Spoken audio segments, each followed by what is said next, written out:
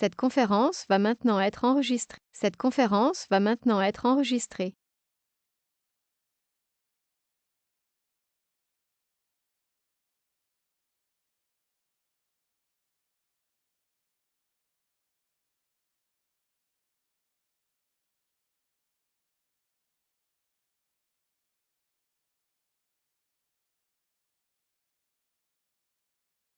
Cette conférence va maintenant être enregistrée. Donc, on va continuer un peu ce qu'on a fait la semaine dernière. Et on va définir de nouveaux trucs. Je fais quelques rappels parce qu'on ne sait jamais. Donc en gros, un graphe, c'est quoi? On rappelle. Un graphe, c'est quoi? C'est un ensemble de points et des trucs qui les relient. Donc dans ce cours-là, on va faire que des graphes non orientés, donc je vais rappeler que les variantes non orientées des trucs. Donc un graphe, c'est quoi? C'est un ensemble de sommets. Donc, S1, S2, 3, et on choisit certaines paires qu'on relie. Et donc, un bon moyen de condenser cette information, c'est de se donner l'ensemble des sommets.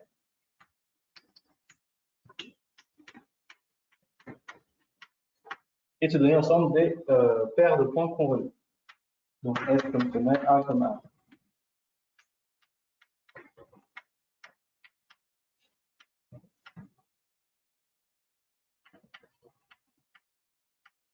Donc, ça, c'est la même chose que ça. Et à partir de là, il y a des choses qu'on peut étudier. Donc, on avait défini le degré. Donc, le degré, dans ce cas-là, c'est simplement le nombre d'arêtes qui partent d'un sommet donné. Donc, le nombre, en gros, de paires qui contiennent, par exemple, S3, si on regarde le degré S3.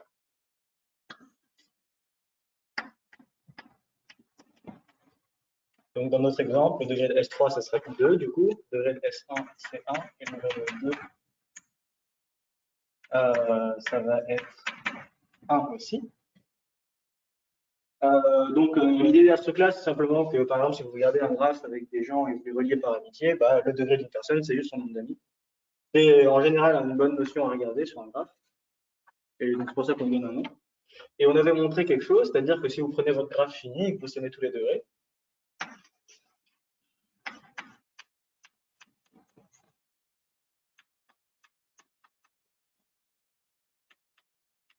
bah, ça revenait pour chaque arête, en fait, à sommer deux fois chacune, enfin, une fois chacune de ses extrémités. Vu que chaque arête a deux extrémités, on obtenait donc que la somme de tous nos degrés faisait 2 fois le nombre total d'arêtes du graphe, donc 2 fois le cardinal de l'ensemble d'arêtes. Et donc ici, ça nous fait 2 fois 2, donc 4. Et de ce côté, ça fait 2 plus 1 plus 1, ça fait bien 4. Donc l'idée, elle est assez simple, c'est-à-dire que si vous avez des informations sur le nombre, enfin, sur le nombre d'arêtes, vous avez plus ou moins d'informations sur le nombre de degrés. Et en général, c'est dans l'autre sens qu'on utilise. Si vous avez des hypothèses fortes sur le degré, bah, ça vous donne au moins une information sur le nombre d'arêtes. Voilà, est-ce que j'ai besoin d'autre chose pour aujourd'hui? Non. Donc voilà, donc ça c'est ce qu'on va globalement réutiliser. Le reste, ça va être de nouvelles notions. Donc, l'idée, c'est que les arêtes, ça traduit simplement le fait que deux points sont reliés. Et donc, c'est en quelque sorte une distance. On s'intéresse vraiment qu'aux couples de points qui sont directement liés. Et on a vu la dernière fois qu'en fait, on pouvait s'intéresser à l'ensemble des points qui sont atteignables à partir d'un autre en suivant un chemin d'arête dans le graphe. Bon, ça, bien sûr, ça a un vrai sens de demander ça. Par exemple, si vous prenez une carte avec les lignes de chemin de fer de France, bon, il n'y a peut-être pas une ligne directe qui relie la ville où vous partez et la ville où vous voulez arriver. Mais vous vous intéressez certainement à si vous pouvez passer d'une ville à l'autre avec un certain nombre de correspondances. Donc ça, c'est l'idée d'un chemin. Donc quand vous donnez un graphe, la première chose une des notions que vous vous demandez, c'est je prends un sommet, je prends un autre sommet, est-ce que je peux...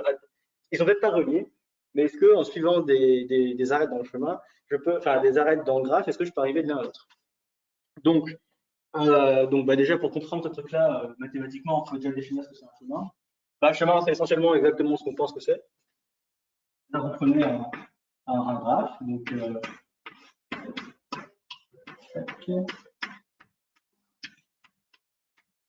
Donc l'idée, c'est qu'on voudrait dire que ce truc-là, c'est un chemin, c'est-à-dire une suite d'arêtes qui va du chemin dont vous voulez partir et qui arrive au chemin où vous voulez arriver, et tel que bah, on peut passer par des chemins par des points intermédiaires, mais à chaque fois, il faut que l'arête, l'extrémité par laquelle vous arrivez soit l'extrémité par laquelle vous partez après. Donc ça, on peut l'écrire. Donc prenez J, donc c'est un graphe orienté, donc c'est un ensemble de sommets, un ensemble d'arêtes. Vous prenez un premier sommet, un deuxième sommet. Et ce que vous dites, c'est qu'un chemin de S1 à S2, bah, c'est un truc comme ça.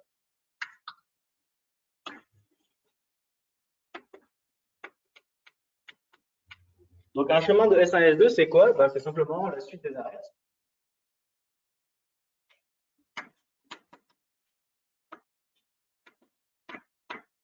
Donc en gros, vous avez une première arête, disons T1, T2, une deuxième arête T2, T3, et une dernière arête Tn-1, Tn. Donc il faut assurer que ce soit des arêtes. Donc le fait que ce soit des arêtes, d'ailleurs vu qu'elles sont orientées, ça va être des accolades.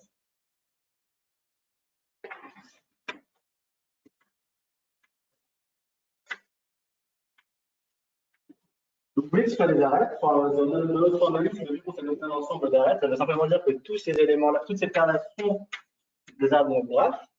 Et on a quand même dit que bah, il faut quand même la possibilité de coller les arêtes qui se suivent. En fait, on s'est déjà écrit dans la condition, simplement que l'extrémité de l'arête, quand vous arrivez dessus, bah, c'est aussi l'extrémité dans laquelle vous partez pour la prochaine arête.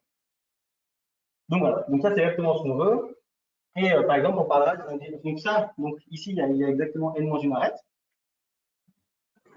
Et ça, ce sera la longueur du chemin. C'est-à-dire le nombre d'arêtes qu'il faut pour arriver à un chemin.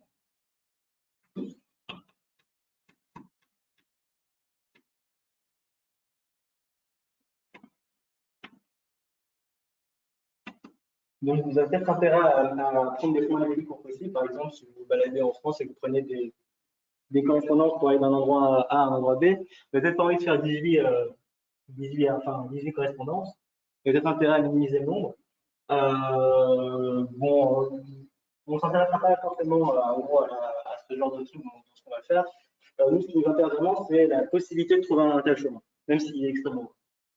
Bon, remarquez quand même que votre chemin ne pourra jamais être plus long que N, parce que si vous avez un chemin qui est fréquent que N arrête, il va forcément passer 2 fois par le même point. Donc, c'est-à-dire qu'à un moment, on a fait une boucle et vous pouvez juste supprimer. Mais bon, on peut s'intéresser peut-être à des chemins enfin, des graphes ou des chemins qu'on va faire. Voilà. On a des définitions similaires pour les graphes orientés, mais on n'utilisera pas. Donc, les graphes orientés, il faut juste faire attention à ce que les flèches soient dans le bon sens, quoi. C'est-à-dire que bah, pas, si malheureusement quand vous arrivez à S2, la flèche qui vous amène à S3, l'arrêt qui vous amène à S3 elle pointe vers S2, vous ne pouvez pas sortir. Mais bon, ça peut avoir un sens. Par exemple, si vous regardez un arbre généalogique et que vous voulez savoir si quelqu'un a vos ancêtres, il faut qu'il y ait un chemin qui, en gros, une ligne de parents, enfants par enfant qui descend jusqu'à vous. Mais voilà. Donc, on va faire essentiellement des graphes non orientés aujourd'hui. Donc, on ne pourra pas s'intéresser à ça, mais c'est quand même important de savoir que ça se génère.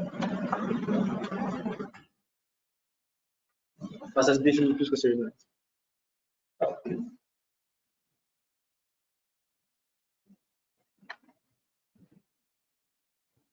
En fait, quand on définit. Donc maintenant, en fait, non, plutôt, on n'a pas encore défini ce qu'on voulait. On sait maintenant ce que mathématiquement c'est justement entre deux points.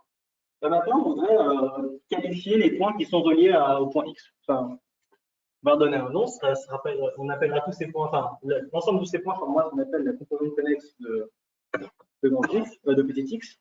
Et en fait, on va voir que si on prend un graphe quelconque, il n'y a pas de raison que ce soit connexe. C'est-à-dire que deux points, on peut toujours relier deux points. Par exemple, prenez le cas le plus bête possible, vous prenez un graphe et vous rachetez un point qui est totalement isolé. Bah, lui, il n'a aucune raison d'être relié aux autres, mais par contre, ce dont vous êtes sûr, c'est que, quitte à faire des découpes dans le graphe, vous pouvez le changer en plusieurs graphes qui, eux, sont connexes. Donc, par exemple, dans ce graphe-là, tout le monde peut être relié à tout le monde. Et dans ce graphe-là aussi, il n'y a rien. Et donc ça, en fait, la volonté de découper tout ça en graphes plus petits et connexes, c'est ce qu'on va essayer de formaliser. Et ça, c'est une bonne chose parce que bon, les graphes connexes ont des bonnes propriétés. Et donc, du coup, on peut espérer que si on sait des choses sur les graphes connexes, on prend un graphe quelconque, on le coupe en petits sous-graphes connexes, on applique ce qu'on sait sur les petits bouts, on essaie de tout remettre ensemble, on essaie de voir si ça nous donne quelque chose un résultat important. Du coup, mon dessin il est en train de me sauter. Ok. Donc, donc maintenant, en fait, l'idée, c'est que on va regarder un 2.x et y, on va se demander si on peut les relier. Donc la définition elle est assez simple. Je vous donne toujours un graphe non inventé. Vous donnez deux chemins S1 et S2 sommaires. Et on va simplement dire que S1 et S2 sont reliés si elles sont aussi, il existe un chemin qui les relie. C'est purement ce qu'on veut. C'est exactement ce qu'on veut transcrire.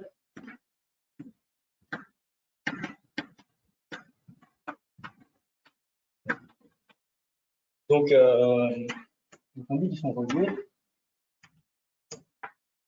si il existe un chemin relié.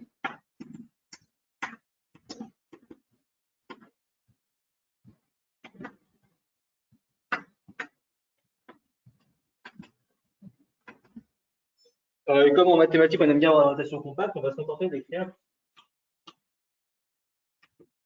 le S1, donc on va mettre une fille.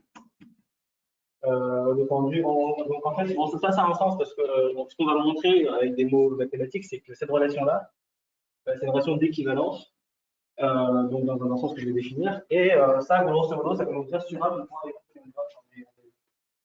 en des sous-parties connexes.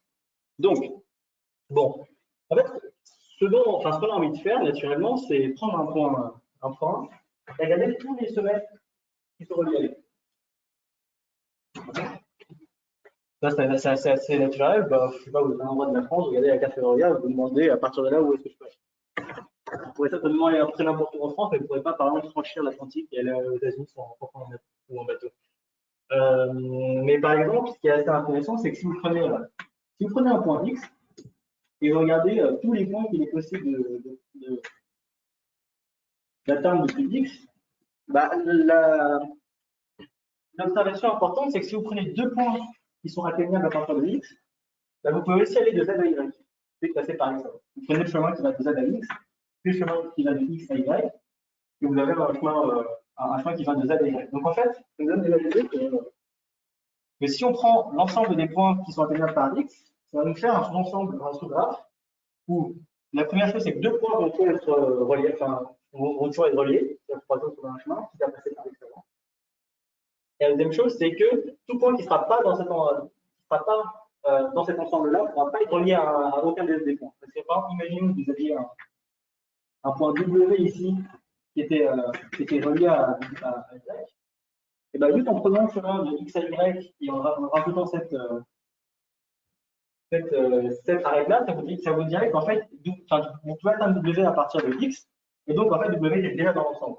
Donc ça va nous donner, en gros, ça va nous donner ce qu'on voulait en fait. Ça va nous donner exactement un ensemble de sommaires qui sont tous les deux reliés, enfin, ils sont tous reliés, on peut aller on peut aller de n'importe lequel d'entre eux à n'importe quel autre. Et vous êtes sûr que si vous prenez une autre arête, enfin, le reste du graphe, il n'y a aucune arête qui relie cette partie du graphe à une autre, enfin, à une arête en dehors. Donc ça va être les composantes connexes qu'on va étudier. Donc, on va définir ce qu'on veut. Bon, je vais arrêter de définir le graphe à chaque fois. L'idée, c'est qu'on vous prenez X dans S, et on définit. Donc, on va définir du coup, comment on va faire ça? Composante connexe, on fait C de X. Donc, c'est l'ensemble des Y, l'ensemble des sommets Y qui sont reliés à X. Et nous, ce qu'on voudrait montrer, c'est que l'ensemble des composantes connexes, ça va partir de là.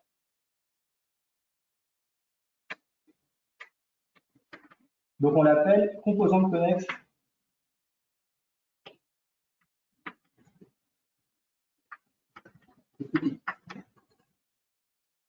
OK.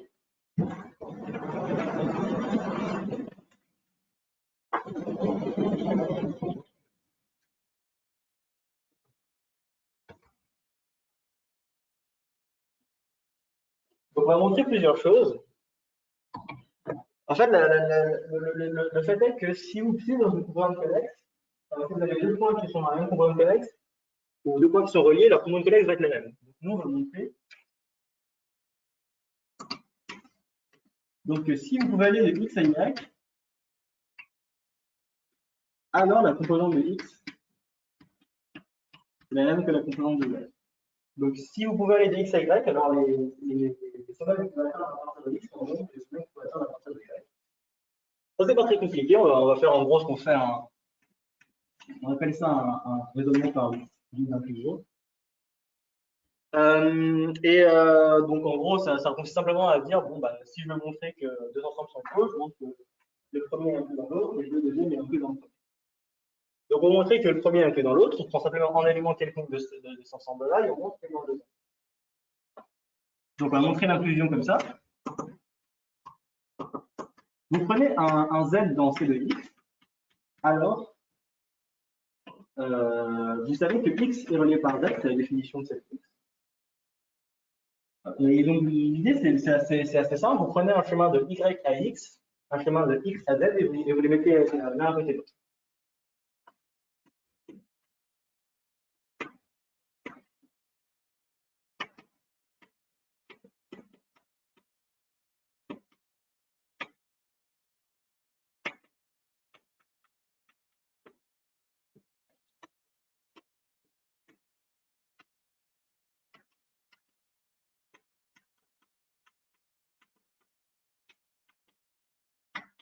Et si vous avez un chemin qui va de y à x, puis qui va de x à z, bah, il va en fait globalement de y à z.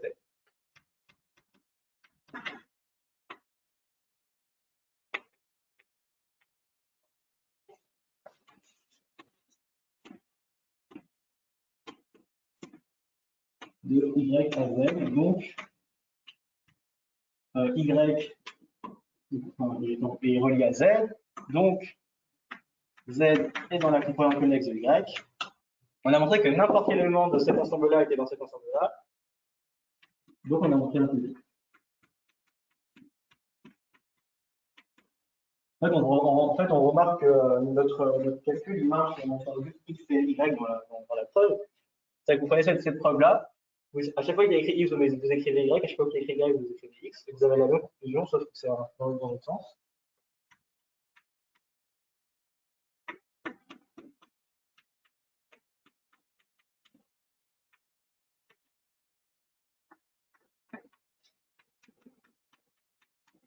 Donc ça veut dire que bah, si deux points sont reliés, ils sont pas de la même manière pour la composante connexe. Qui est exactement ce qu'on voulait en fait. Parce que là, dans l'exemple qui est ici, bon, bah, quand vous regardez votre composante connexe, vous aimeriez bien que le truc est enlevé sur la composante connexe de chacun des points de temps.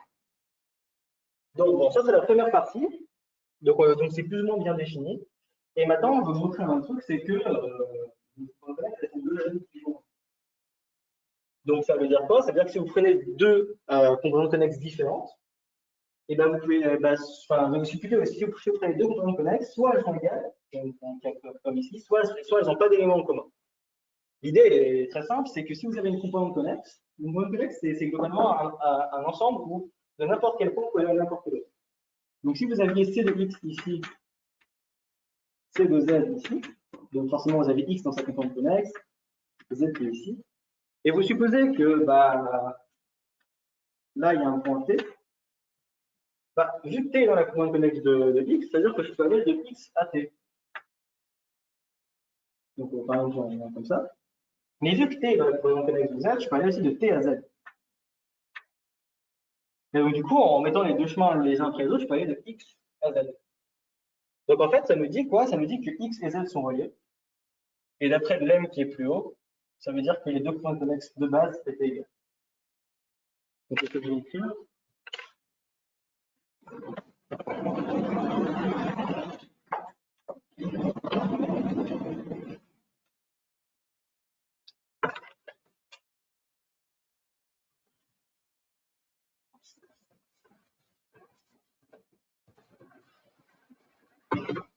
Donc ce que je vais montrer, c'est que si vous prenez deux sommets de graphes, Et si les composants connexes de x et de y ne sont pas adjoints, c'est-à-dire qu'ils s'intersectent en un point, au moins, alors les deux sont liés. Et en fait, du coup, on saura que tout c'est ironique. Donc la preuve, c'est ce que j'ai dit. Donc si P est un sommet, c'est dans les deux composantes connexes. Donc on a P est relié à X et P est relié à Y. On met à côté ces deux chemins. Et on a donc relié X à Y. Et à partir du moment où X est donc avec ce que j'avais écrit, donc X est relié à Y, et par ce qu'il y a plus haut,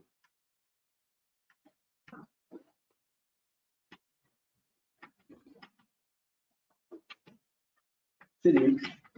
Et bien c'est noté. Bon, ça c'est un jalon pour montrer un truc, mais essentiellement ce qu'on a fait, c'est simplement qu'on a découpé notre graphe en plein de petites parties.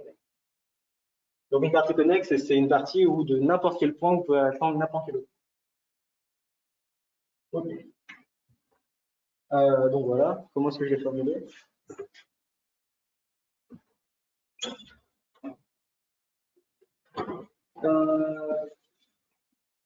Ok.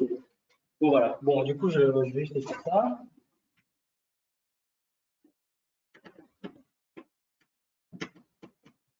Donc vous prenez un graphe fini. Bon, il n'est pas obligé d'être fini, mais on va considérer que des graphes finis, il n'est pas la peine de se casser la tête avec les graphes finis. Alors, donc l'idée de pouvoir casser le graphe en plein de trucs, c'est de se dire que, alors il existe. Donc l'idée, c'est que vous regroupez certains semelles par un groupe, et les groupes, en fait, ça va être les composants connexes. Donc il existe une partition.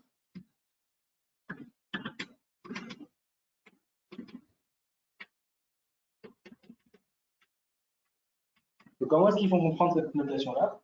Donc une partition, c'est quoi? C'est simplement une union de plusieurs ensembles, et on suppose qu'ils sont deux à deux divisibles. Donc cette notation-là, ça veut dire quoi? Ça veut dire que F est l'union ensembliste des FI. Donc c'est l'ensemble, enfin c'est l'ensemble des éléments qui sont dans les FI. Et aussi, on suppose comme que pour deux ensembles différents d'union, l'intersection est libre. Donc ça va simplement dire que vous avez cassé votre ensemble de sommets grand F en plein de petits sous-ensembles, vous appelez SI, et que du coup, et vos ensembles ne se coupent pas des deux. Et donc l'idée, c'est que vous regardez votre ensemble SI, c'est un sous-ensemble des sommets de votre graphe. Vous regardez les arêtes vous gardez les arêtes qui relient deux sommets de SI, et en fait, ce que vous obtenez, c'est simplement un graphe squelette. Donc, tel que les graphes GI. Donc qu'est-ce que ça veut dire le graphe restreint au sommet SI? C'est que, d'une part, vous prenez les SI comme sommet, et d'autre part, vous ne pouvez pas garder toutes les arêtes, parce que, par exemple, si vous avez un donc ça, c'est le graphe G. Donc, vous mettez des arêtes, Ben non, vous voulez savoir qu'est-ce que c'est? Le sous-graphe de G, où j'ai gardé que ces arêtes-là, que ces sommets-là. Donc, ce sommet-là, ce sommet-là, ce sommet-là.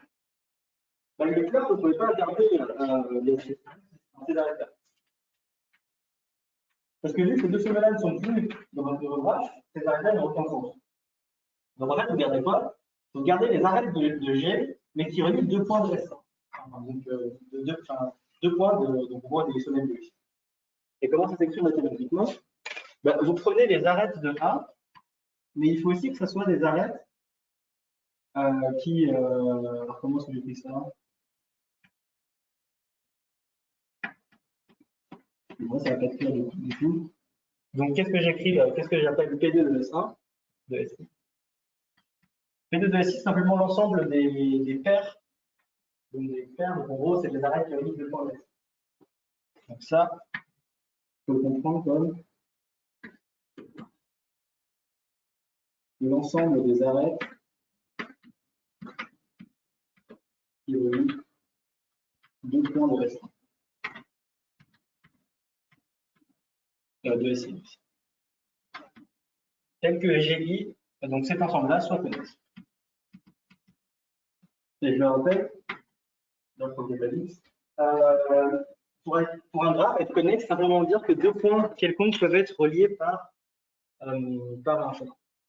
Donc, si vous donnez un graphe quelconque, on va faire un exemple. Vous prenez un graphe.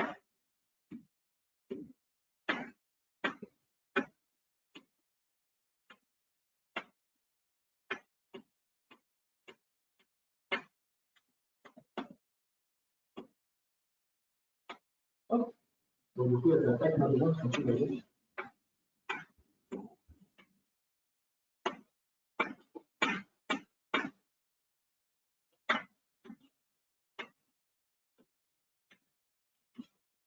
Ça va suffire. Donc, vous prenez un point quelconque.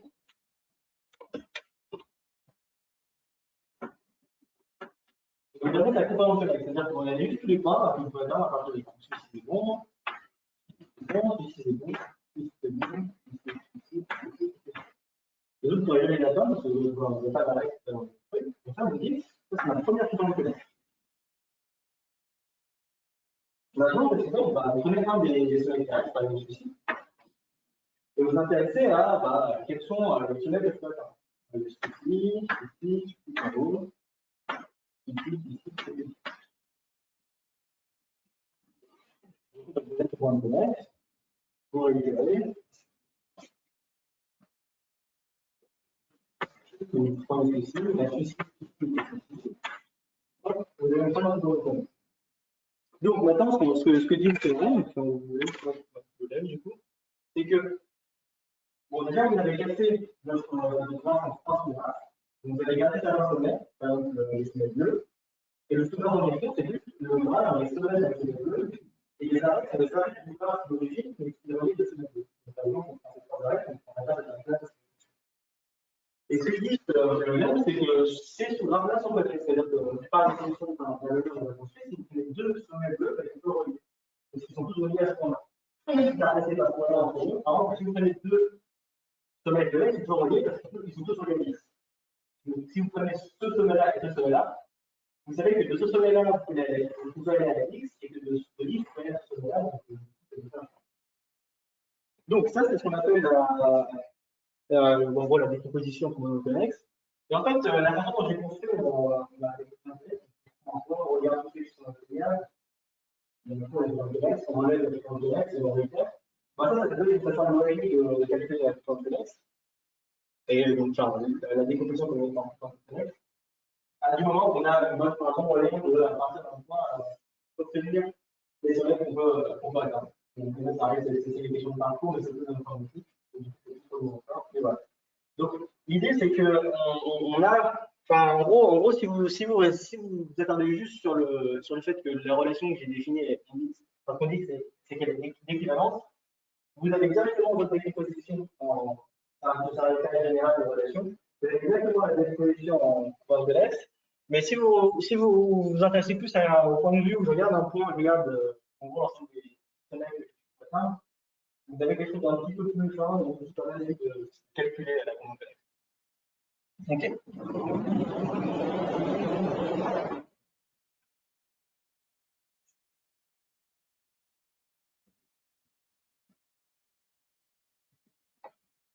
Ok. Donc maintenant, l'idée, c'est qu'on va essayer de, en gros, relier la notion de chemin, de connexité, avec la notion de degré qu'on avait définie la dernière fois. L'idée générale de tout ce qu'on va faire, donc même si les preuves seront assez différentes les unes des autres, elles les représentent tous derrière le même constat, c'est que plus il y a d'arrêts, plus il y a de chances de c'est logique. Donc il y a s'il n'y a aucune arrêt,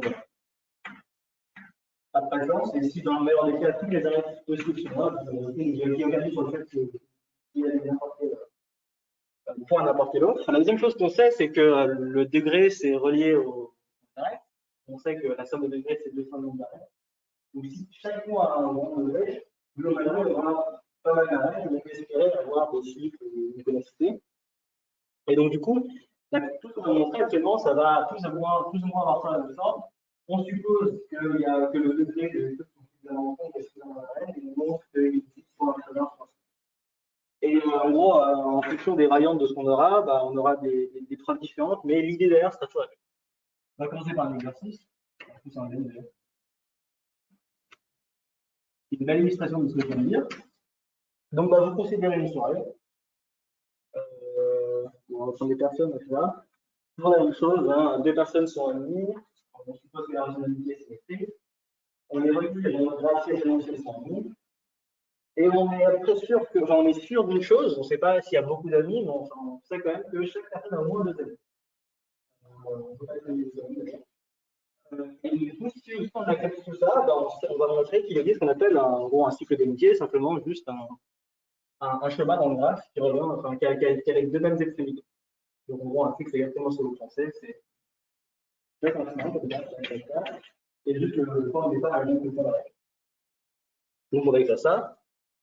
On considère n personnes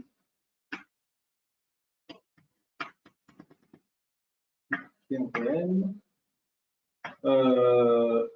Et on relie deux personnes si elles sont amies.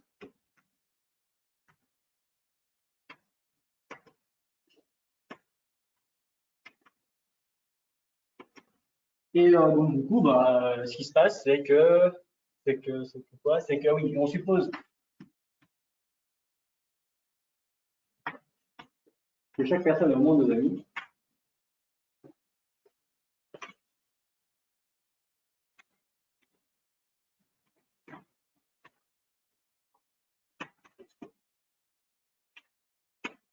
Montrer que donc on peut trouver un cycle d'amitié.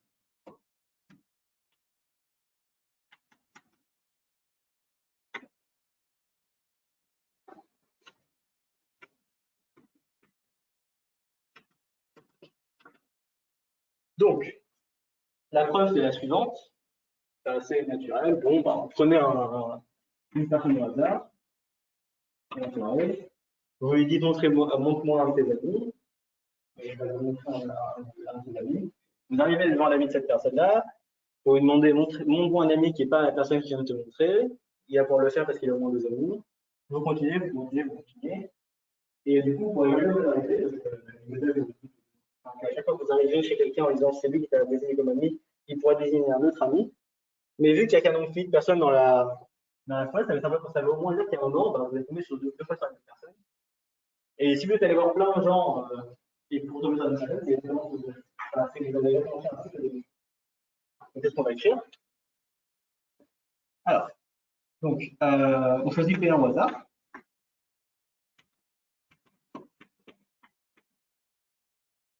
Bon, on va prendre Q1 parce que sinon on va les confondre avec ça.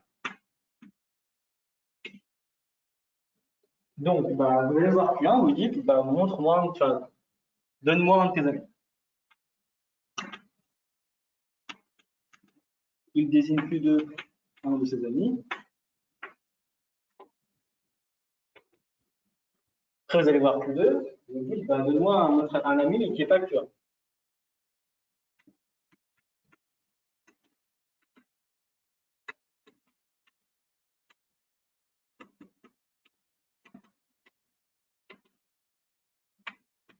Ça, bien sûr, c'est possible parce qu'il a au moins deux amis. Vous allez voir Q3, vous lui dites, bah, donne-moi un ami qui n'est pas Q2.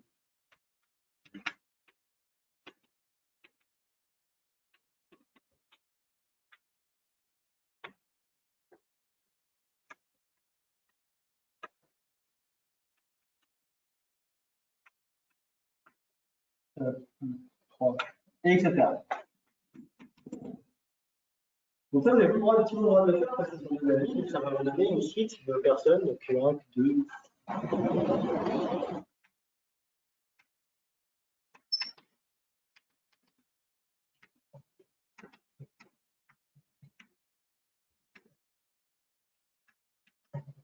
Q1, Q2, Q3. Et après, vous n'avez jamais vous avez ça, on peut toujours continuer. Et maintenant, vous avez une infinité de valeurs. Et enfin, du coup, en gros, vous avez désigné une infinité de personnes. Il n'y a qu'un multiple personne à la soirée. Donc, il y a forcément au moins un moment où vous avez, enfin, il y a forcément 2 moments au moment où vous avez désigné la même personne. Donc, ça, en maths, on appelle le principe de tiroir, mais l'idée, c'est simplement que vous avez une infinité de chaussettes à mettre dans un infini de tiroir. Il y a forcément un tiroir qui possède plus de chaussettes.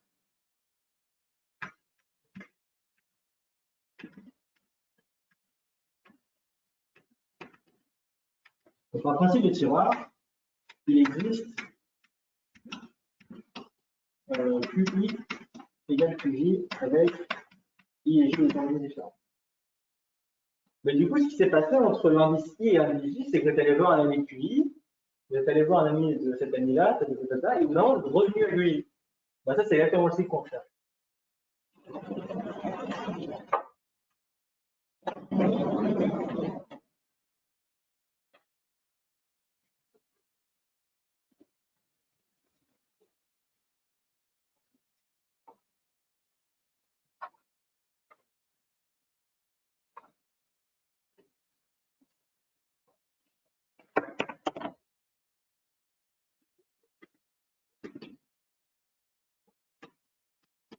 Donc, vous savez que QI plus 1 est ami avec QI, vous savez que QI plus 2 est ami avec QI1,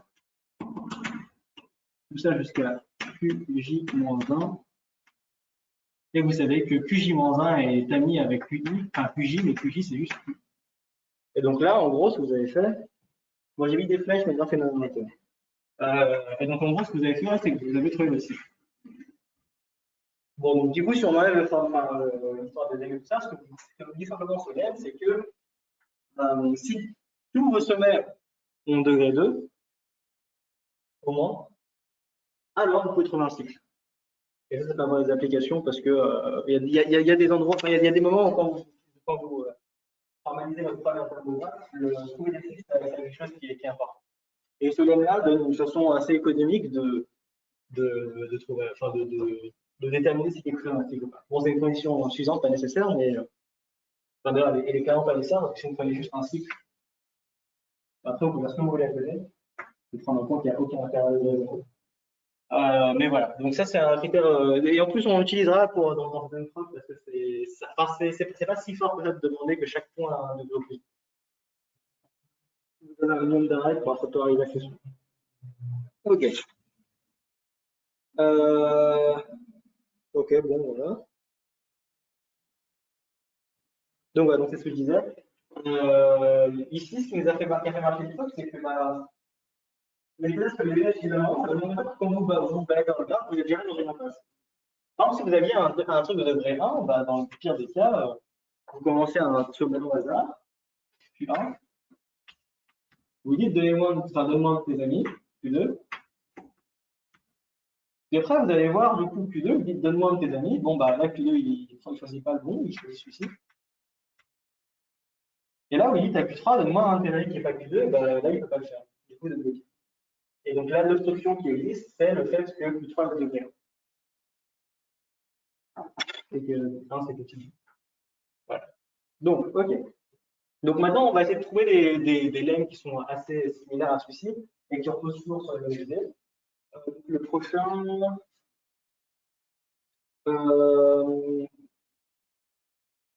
Ok. Donc, ici, on avait une hypothèse directe sur les degrés. En fait, on va pouvoir montrer un résultat qui est assez similaire, qui repose uniquement sur le nombre d'arrêts. Donc ici, je n'ai pas réfléchi à comment trouver une situation où ça marchait. Bon, c'est pas grave. On va juste prendre. Je vais vous donner un graphe non orienté, donc un ensemble d'arrêts. Et vous supposez, donc vous notez N le nombre de sommets, et vous supposez qu'il y a suffisamment d'arrêts, donc c'est-à-dire qu'il y a au moins N arrêts.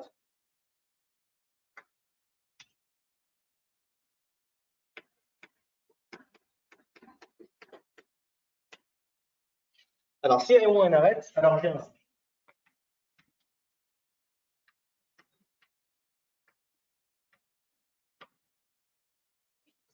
Donc, ça veut dire simplement que si votre graphe a suffisamment de liaisons, bah, il y a forcément un endroit où, quand vous baladez suffisamment de temps, vous allez retomber sur votre graphe.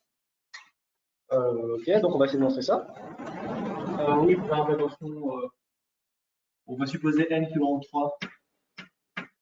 Parce qu'en fait, bon, en gros, pour que la notion de cycle ait un sens, il faut au moins 3 sommets parce que bah, si vous n'avez que 2 points, vous traquez juste la seule arête et vous n'allez pas revenir sur le point. Enfin bref, ce truc-là, c'est juste pour que la notion de cycle ait un sens.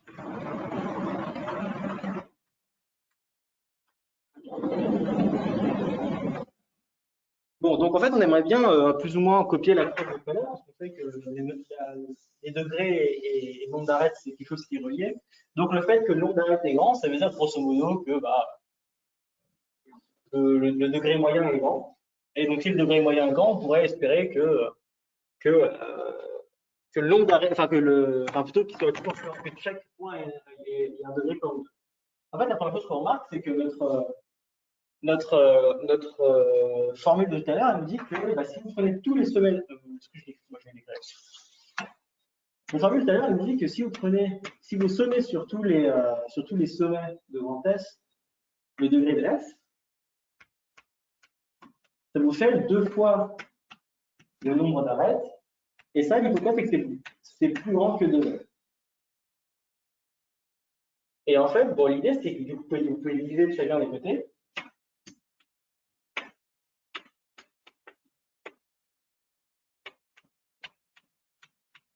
Et cette quantité-là, bah, c'est juste la moyenne des degrés.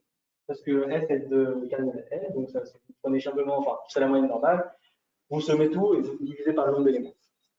Donc, bon, l'idée, c'est quand même la même que tout à l'heure, c'est que le degré moyen de votre graphe est plus grand que 2. Vous savez que si tous les degrés sont plus grands que 2, ça va marcher. Vous pouvez espérer que le même argument va marcher. Bon, en fait, ça ne va pas vraiment marcher parce que une information sur le degré moyen, c'est pas suffisamment fort parce qu'il pourrait y avoir des points qui ont des degrés gigantesques et des points qui ont des degrés très petits et que ça se compense. En fait, vous pouvez même assez rapidement vous tromper dans le sens où notre traitement, on commence par faire un point au hasard. Supposons que par malheur, vous avez un graphe qui a beaucoup d'arêtes, ok, comme ça. Alors là, il a très certainement un cycle, hein, mais par malheur, vous choisissez ce point-là qui est relié à personne. Voilà, vous me direz juste, enfin, vous allez juste me dire, bon, bah, si je tombe sur un point qui est relié à personne, il va servir à rien, donc juste je vais supprimer ce point-là.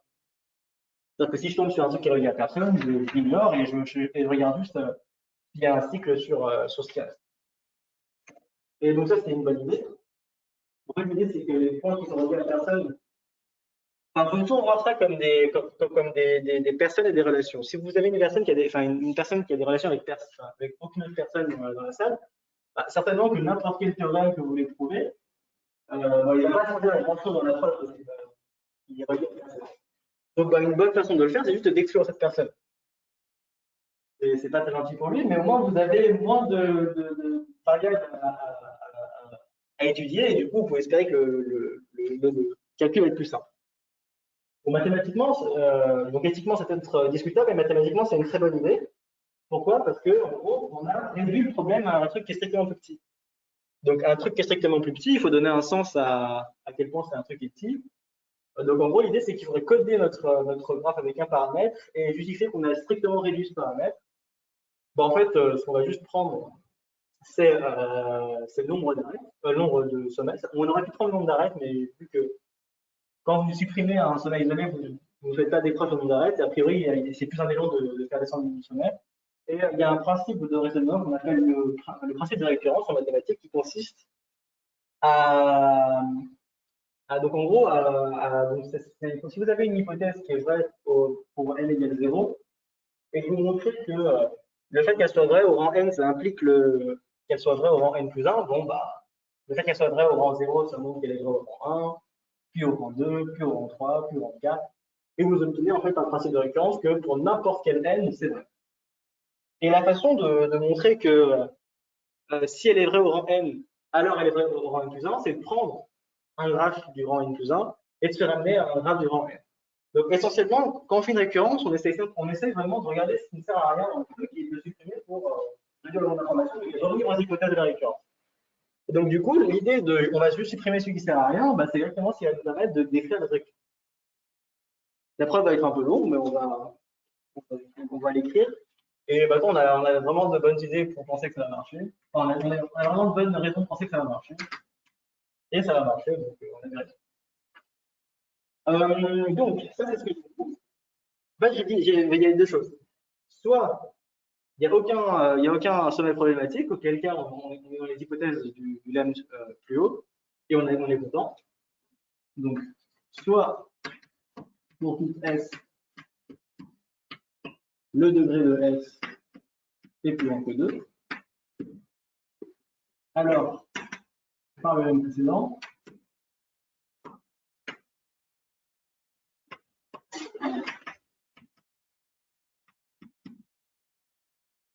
G1. Donc là, c'est le cas facile. On sait que le degré moyen est plus grand que 2, mais si ça ne donne pas que tous les sommets sont plus grands que 2, ton degré est plus grand que 2, mais si c'est le cas, on a tout. Maintenant, qu'est-ce qu'il nous reste? Il nous reste du coup le deuxième cas. Et le deuxième cas, c'est bon, bah, si tous les sommets n'ont pas un degré plus grand que 2, donc ça se traduit par s'il y a un sommet qui n'est pas de degré 2. Donc sinon, on peut trouver un sommet S0 tel que son degré soit strictement inférieur à 2 et vu que ça monte, va être inférieur ou égal à 1. Donc en fait, bon, il n'est pas forcément isolé notre point. Il pourrait être ici avec une seule donnée. Mais ce qui est sûr, c'est que si vous cherchez un cycle, bah, vu que dans un cycle, quand vous arrivez à un endroit où vous devez repartir, bah, ça veut dire au moins que tout point d'un cycle a au moins un degré 2. Ça veut dire que si vous cherchez un cycle dans le graphe, il pourra jamais passer par ce point-là, parce que si votre cycle il arrive au point, il ne peut plus partir. Donc ça veut dire que chercher un cycle dans ce graphe-là, c'est la même chose que chercher un cycle quand vous enlevez ça. Vous enlevez ce point-là et cet arrive. Voilà. Voilà. Okay. Donc, ce que j'ai justifié, c'est que ce truc-là, ça va être vrai. Donc, ça va me permettre de me ramener à l'hypothèse de récurrence. Et donc, du coup, avant de traiter ce cas-là, on va peut-être poser proprement l'hypothèse de récurrence. Il aurait fallu faire avant, mais c'est pas très grave. Donc, on va montrer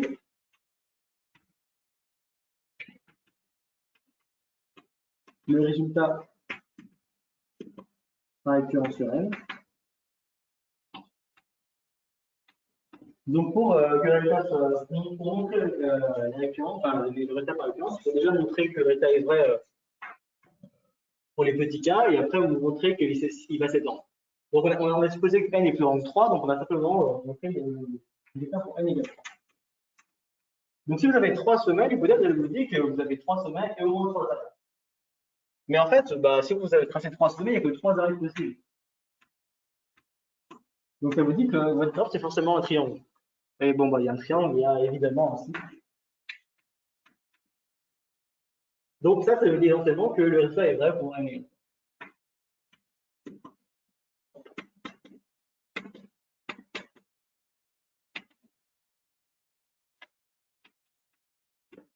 La deuxième chose, donc maintenant, donc ça, c'est ce qu'on appelle l'initialisation. C'est le premier pas. Et maintenant, il faut justifier que maintenant qu'on a fait un premier pas, on peut toujours faire des pas en plus. Donc, on va forcément finir par toujours pouvoir avancer. Donc, supposons le résultat vrai pour petit n, et montrons qu'il est vrai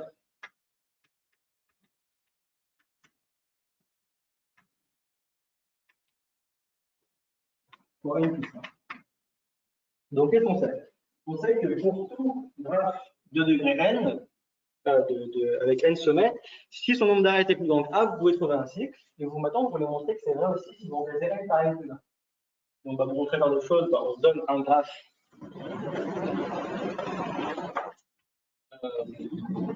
avec n plus 1 sommet. Et en fait, l'idée, c'est qu'on va se ramener à un graphe qui a n sommets en faisant exactement ce qu'on voulait faire tout à l'heure, c'est-à-dire en supprimant notre sommet inutile.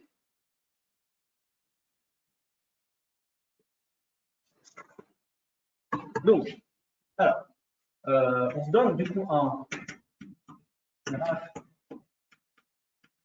avec n plus un sommet et qui vérifie les hypothèses du lemme, c'est-à-dire qu'il a au moins une cycle. Notre but, c'est de montrer que j'ai un cycle.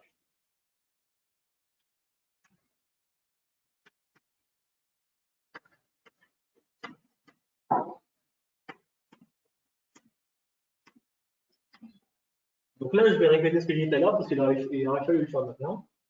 Donc, le premier cas, c'est soit pour coupe S dans vortex, le degré de S est degré 2. Donc, soit tous les sommets en degré 2 et le lemme précédent.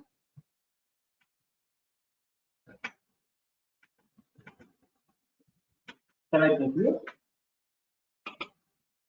Soit on est dans le cas malheureux où on ne peut pas appliquer le lemme précédent, et donc du coup, ça veut dire qu'il existe un sommet qui a un degré strictement inférieur à 2. Donc, vous pouvez trouver un sommet S0 tel que le degré de S0 est inférieur à 0. Donc bon, là, on sait bien comment on va faire. On va simplement supprimer S0. Il faut faire un peu attention parce que si vous supprimez S0, il faut quand même supprimer toutes les arêtes qui ont pour extrémité S0, sinon ils ne vont plus avoir de sens dans votre théorème.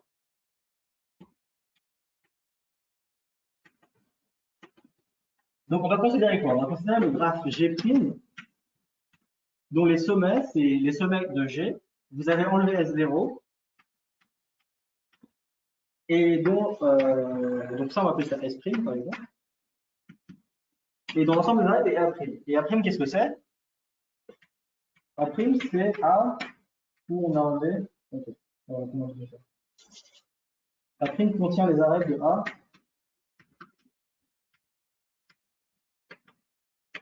ne partant pas de S0.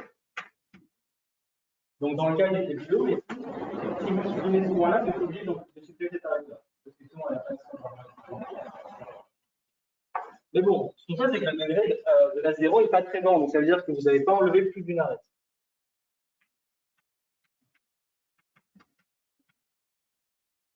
Vous savez que le degré de S0 est inférieur à 1. Donc ça veut dire qu'il y a au plus une arête qui part de S0. Donc le nombre d'arêtes dans A', il est plus grand que le nombre d'arêtes dans A moins 1. Donc dans quel cas vous avez une arête? Vous savez que le nombre d'arêtes dans A moins 1 il est plus grand que N plus 1. Donc N plus 1 moins 1, ça fait. Donc, vous avez un graphe G' qui a N sommets et qui a N arêtes, au moins.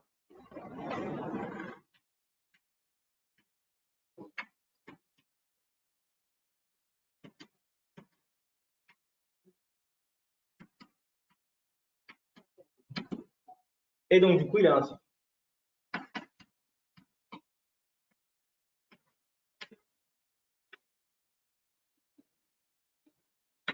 Et bien évidemment, si vous trouvez un cycle dans un sous-graphe de G, c'est un cycle long.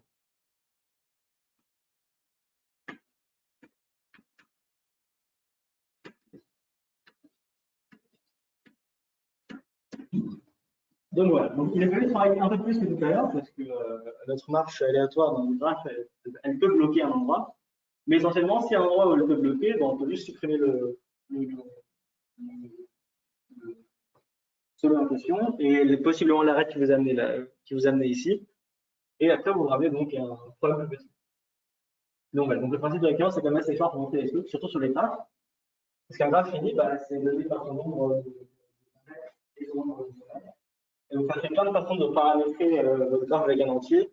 Et donc, du coup, vous pouvez faire des récurrences soit sur le nombre de sommets, soit sur le nombre d'arêtes, soit sur après ce que vous voulez, sur la somme, sur la paire.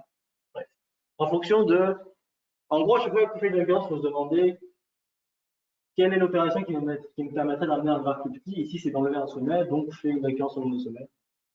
Si vous êtes intéressé par enlever les arêtes, vous faites une récurrence sur le nombre d'arêtes. Et voilà. Mais l'idée de la MLM, c'est la même. Hein. Si vous avez suffisamment d'arêtes, vous allez forcément tomber sur un site parce qu'il y a trop d'encombrants pour que les arêtes ne se recoupent pas forcément. OK.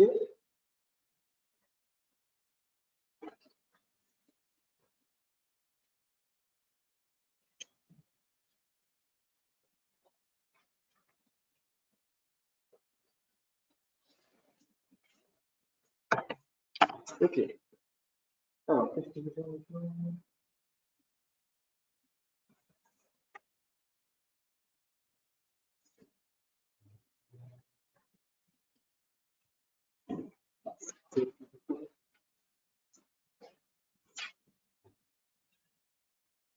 Donc, du coup, bon, on a montré que s'il y avait suffisamment d'arrêts, il y avait forcément un cycle. Vous avez plus ou moins une réciproque à ce résultat, qui est en fait l'idée que si vous voulez pouvoir relier tous les points, donc en gros que votre graphe soit connexe, il faut quand même suffisamment d'arrêts. Donc, on va quantifier ce suffisamment. Donc, vous donnez un graphe qui dit l'ensemble de sommaires, vous supposez qu'il y a n arrêts, et vous supposez que G est connexe.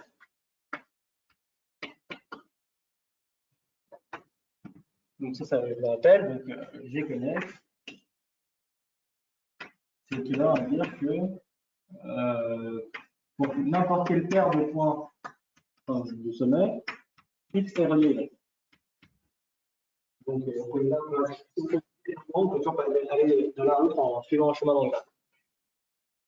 Alors du coup, il faut un certain nombre d'arêtes, et le nombre d'arêtes, il faut qu'il soit au moins égal à n-1.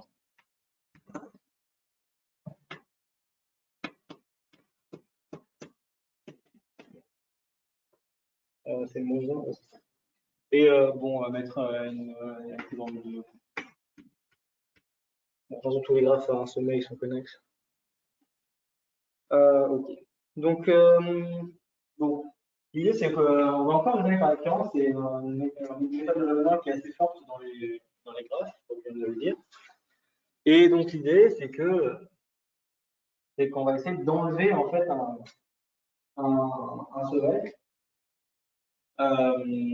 Et en fait, l'idée, c'est qu'on va. Bon, le meilleur moyen de montrer ce genre de choses, c'est de raisonner par l'absurde, c'est-à-dire que vous supposez que vous avez un graphe connexe avec très peu de sommet, donc strictement critique n-1, et vous essayez d'aboutir à une contradiction. Donc, ce qui est pratique, c'est que si vous prenez un sous-graphe, donc une sous-partie de votre graphe connexe, il n'y a plus de raison qu'il soit connexe. Parce que peut-être que pour aller de ce point-là à ce point-là, il fallait passer en dehors. Par exemple, si vous prenez votre graphe que j'ai dessiné ici, là, il est certainement connexe. Il est de n'importe quel point n'importe quel autre, mais si je prends juste le sous-graphe de ces deux points-là, donc c'est juste deux points isolés, il est plus connexe parce que pour aller lui à lui, il fallait sortir du graphe en question. Par contre, l'inverse est vrai. Enfin, l'inverse, c'est que si vous avez un graphe qui n'est pas connexe, alors vous prenez un sous-graphe qui n'est pas connexe. Donc, si vous enlevez le arrêt, vous allez enlever des chemins, et s'il n'y avait pas de chemin avec le sous-arrêt, il n'y a toujours pas de chemin après. Donc, l'avantage, c'est que si on suppose qu'il y a un truc qui n'est pas connexe et qu'on retire des sommets, on aura toujours l'hypothèse qui n'est pas connexe.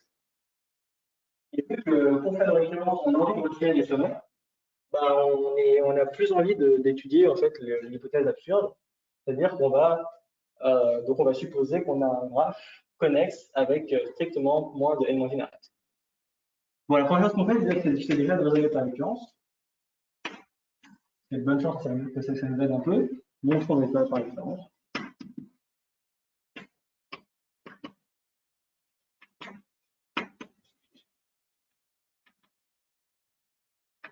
Donc, on fait comme d'habitude, on prend le cas initial, on prend l'égal 2.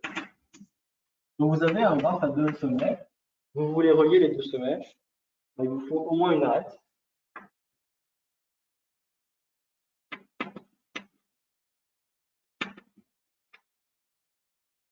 Donc, 1, mais 1, c'est aussi 2 moins 1. Donc, c'est bon. OK. Maintenant, on va supposer que la taille est vraie pour n et on va le montrer pour n plus.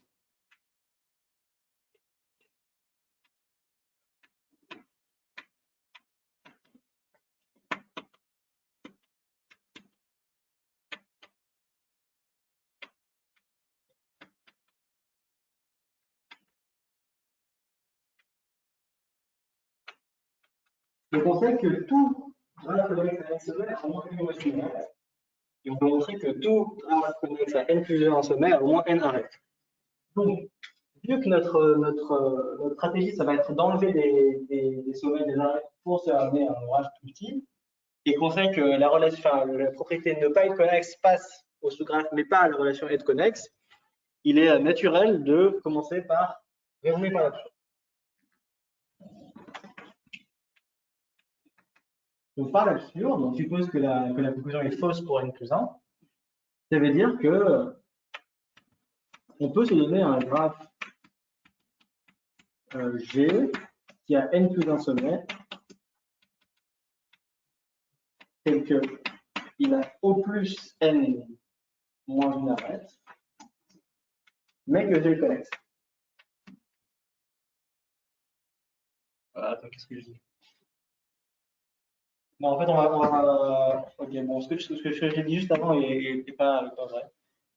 Non, en fait, ce qu'on va faire, c'est que la relation enlever, enfin, les relations enlever un sommet, ça peut casser la connexité d'un graphe, par exemple, si vous prenez effectivement une chaîne, et vous enlevez ce sommet, certainement, il faut que vous comme ça, et on va plus pouvoir l'évaluer. En fait, si on s'y prend suffisamment intelligemment pour retirer le sommet, par exemple, on était à 3 points, on n'est pas très intelligent dans le point au milieu, mais si on a juste le point sur le côté, et on fait juste le point au milieu, donc du coup, je vais pouvoir garder la connexité. En fait, on va quand même supposer qu'il est connexe, on va quand même prendre un sous-graphe de G, et on va faire attention à ce que, on va faire suffisamment intelligemment pour que notre sous-graphe soit connexe. Et notre sous-graphe, il aura n sommet, au plus n-2 arêtes, et il sera connexe, et ça contradira l'hypothèse liste. Donc c'était prend pas clair ce que je viens de dire, je vais répéter. Donc, ce qu'on sait, c'est que pour tout graphe avec n sommets, s'il est connexe, il a au moins une arête. On va montrer que la taille est vraie pour n plus 1, c'est-à-dire que si vous prenez un graphe à n plus 1 sommet et qui est connexe, alors il a au moins n arêtes. Donc, pour montrer que c'est vrai, on suppose par l'absurde que c'est pas vrai. Donc on donne un graphe G à n plus 1 sommet connexe, mais qui n'a pas beaucoup d'arêtes, et on va aboutir à une contradiction. Pour aboutir à une contradiction, on veut contredire l'hypothèse qu'on a faite juste avant. Donc, le fait que le résultat est vrai pour n. Donc à partir de G, on va construire un sous-graphe, G', et qui aura le bon goût d'avoir exactement des sommets, qui aura le bon goût d'avoir aussi pas beaucoup d'arêtes, mais qui aura aussi le très bon goût d'être connexe. Et ça, ça c'est pas possible parce que ça contredit exactement ce qu'on fait ici. Donc, l'idée, c'est qu'il faut s'y prendre suffisamment intelligemment pour que le fait d'enlever des sommets et donc des arêtes à notre ensemble G ne casse pas la connexité. C'est-à-dire qu'il ne faut pas enlever des points trop importants dans le chemin, et donc en fait, essentiellement enlever des extrémités. Ouais, je pense que c'est un peu plus clair.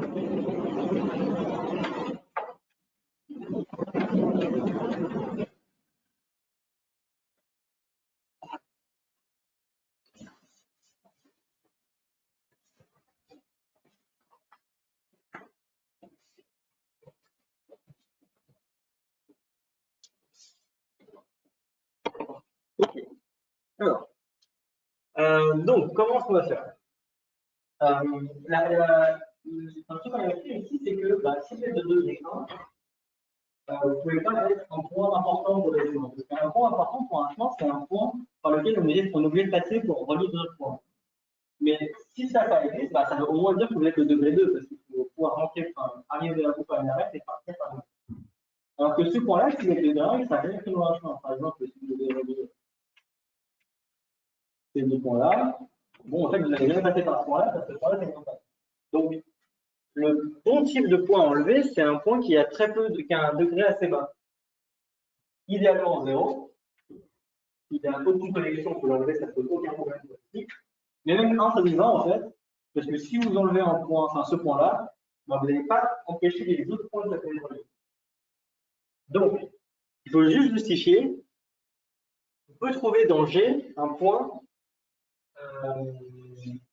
Donc, on peut trouver dans G un point qui n'est pas de degré 2. Au moins. Bon, en fait, l'idée, c'est que si c'était faux, tous les sommets seraient de degré 2. Et ce qu'on fait, c'est qu'on fait relier la somme de degrés au nombre d'arêtes. Donc, si tous les sommets étaient de degré 2, la somme de tous les degrés serait au moins plus grand que 2 fois n, donc 2 fois le niveau sommet. Et ça voudrait dire que du coup, le nombre d'arêtes est plus grand que n.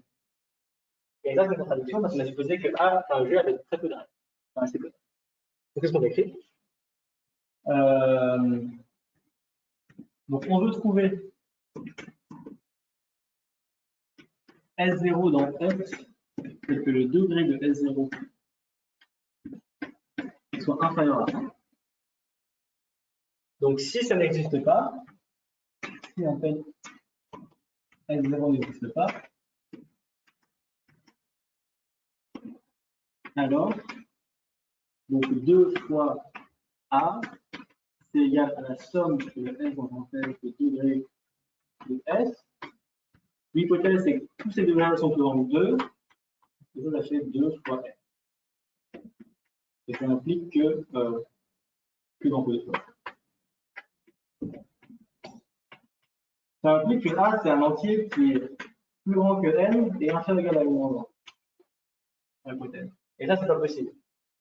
Absurde.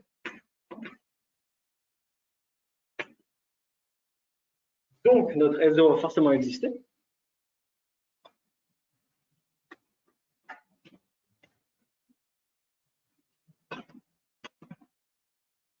Et du coup, bah, on va pouvoir l'enlever. Et en plus, S0, il a deux caractéristiques absolument formidables. La première chose, c'est que il ne va pas casser la connexité quand on va l'enlever. Et la deuxième chose, c'est qu'il n'a pas beaucoup non plus de ouais. Et ça, c'est pas forcément très important. Je crois pas. Bon, peu importe. Bon, l'important, c'est qu'il ne casse pas la connexité. Donc, on regarde.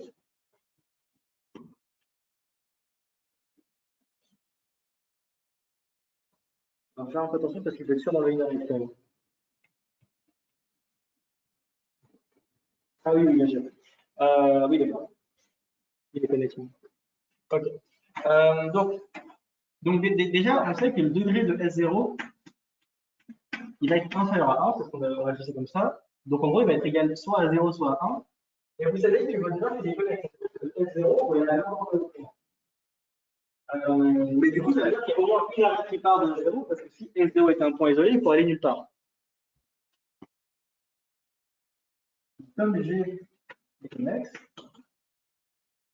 vous avez aussi que le degré de S0 est plus grand que 1, et donc le degré de S0 est égal à 1. Pourquoi c'est important de s'assurer que le degré est au moins égal à 1? C'est parce que quand vous enlevez votre point S0, il faut qu'à la fin, vous tombiez sur un graphe qui respecte toujours la même hypothèse de récurrence. Et en fait, si vous enlevez juste un sommet, vous voulez au moins enlever une arête pour que en fait, votre A' soit plus petit que N-2 et pas N-1. Donc, c'est important de ne pas enlever un point isolé. Mais vu que le graphe est connexe, il n'y a pas de point isolé, parce que le point isolé, il ne pourrait pas être relié aux autres. Donc là, on va vraiment enlever S0.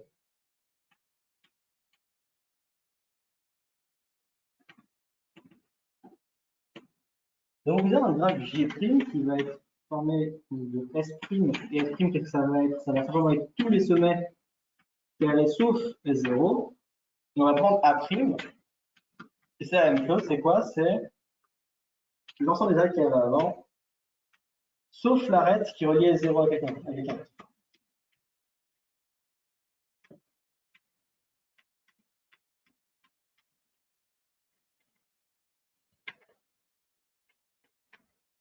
Donc, on vérifie les hypothèses. G' est tel que son nombre d'arêtes, c'est N-1, de N plutôt. Son nombre de sommets, c'est N. Son nombre d'arêtes est inférieur au nombre d'arêtes de A moins 1. Et ça, c'est inférieur à N moins 1 moins 1 N. Et par contre, G est fort connexe.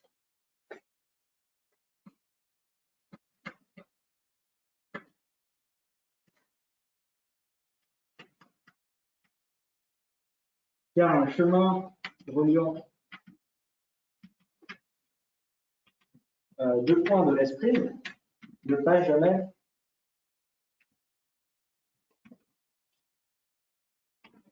par S0, S1. Ce que je disais tout à l'heure, c'est que si vous êtes à une extrémité, vous êtes à un sommet de degré 1, quand vous le reliez deux points, vous avez aucune raison d'arriver ici. Donc tous les chemins qui évoluent, il va jamais par là. Donc là, on peut faire encore voilà, donc quand on enlève, le chemin est juste. Mais ça, c'est quand même problématique parce que ça contredit l'hypothèse de récurrence.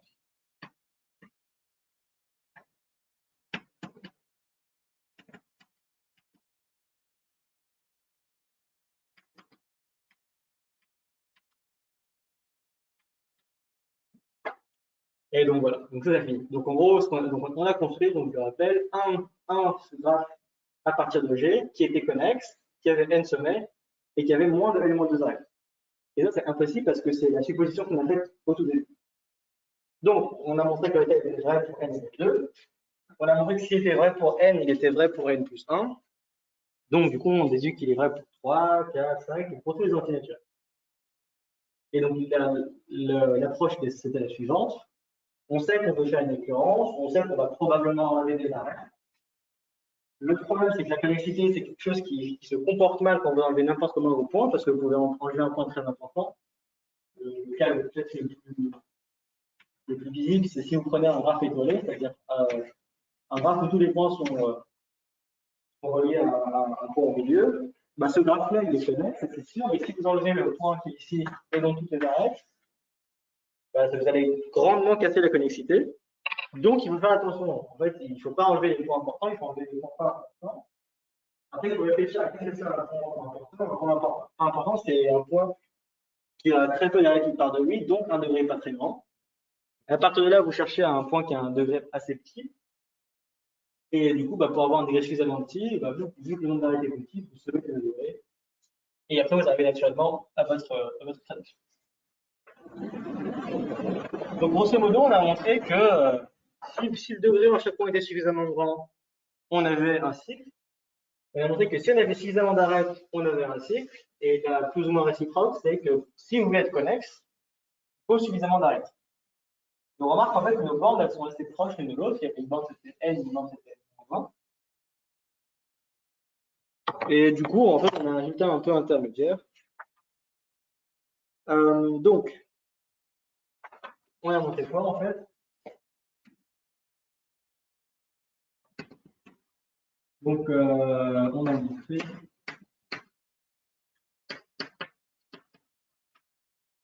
que si vous prenez un graphe SA, il y a n sommets. Alors, la première chose, c'est que si G n'a pas de cycle, alors vous savez au moins qu'il n'a pas trop d'arêtes. Il va faire moins que n-2. Donc, en fait, nous, on a montré la contraposée, c'est-à-dire que si G avait n arêtes, alors il avait un cycle. La deuxième chose qu'on a montré, c'est bien montré d'ailleurs, c'est que si G est connexe,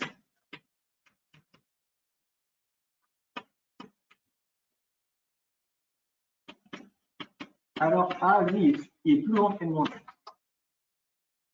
Donc, en fait, pour plein de raisons importantes en mathématiques et en informatique, on s'intéresse à ce qu'on appelle des arbres. C'est des graphes qui, par définition, n'ont pas de cycle et sont connexes. Donc, l'idée des arbres, c'est de généraliser les arbres généalogiques. Dans un arbre généalogique, vous n'avez pas de cycle parce que vous ne pouvez pas enfanter un de vos ancêtres. Et vous avez surtout du coup une connexité, c'est-à-dire que vous pouvez choisir un enfant à un autre parce que bah, si vous êtes dans le même arbre généalogique qu'une personne, c'est que vous avez un ancêtre commun. Donc en montant un ancêtre en descendant, vous pouvez passer de l'un à l'autre. Et ce que nous dit ce truc-là, c'est qu'un graphe qui est un arbre, il doit être sans cycle, donc avoir au plus n-1 arête, et il doit être connexe, donc ça veut dire avoir au moins n-1 arête, donc en fait il a exactement n-1 arête.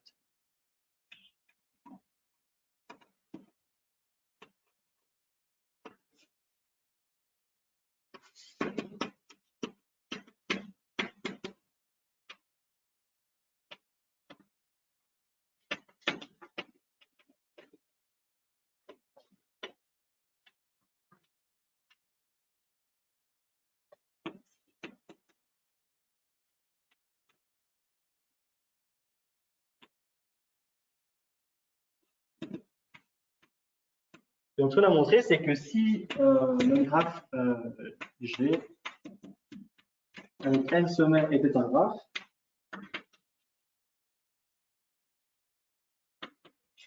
alors il a exactement n-1 arête.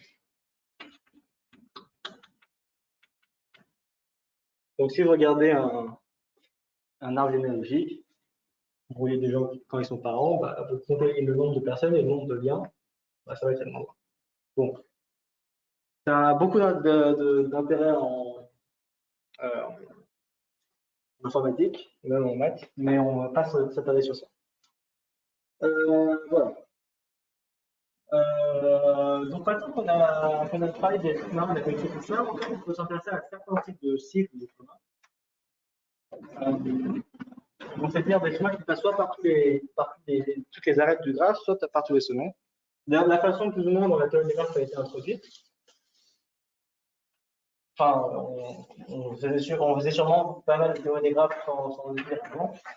Mais disons que le premier problème de théorie des graphes, enfin, qui est cadré avec la théorie des graphes, ça a été attribué à Euler en 1751, je crois.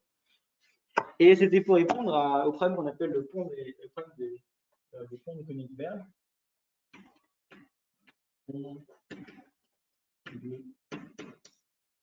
Comment c'est écrit par contre?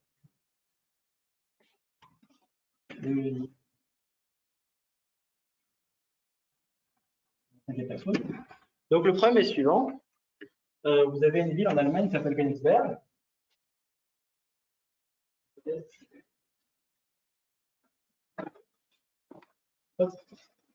Et du coup, bah, il y a des îles, des ponts, et donc la carte ressemble à ça.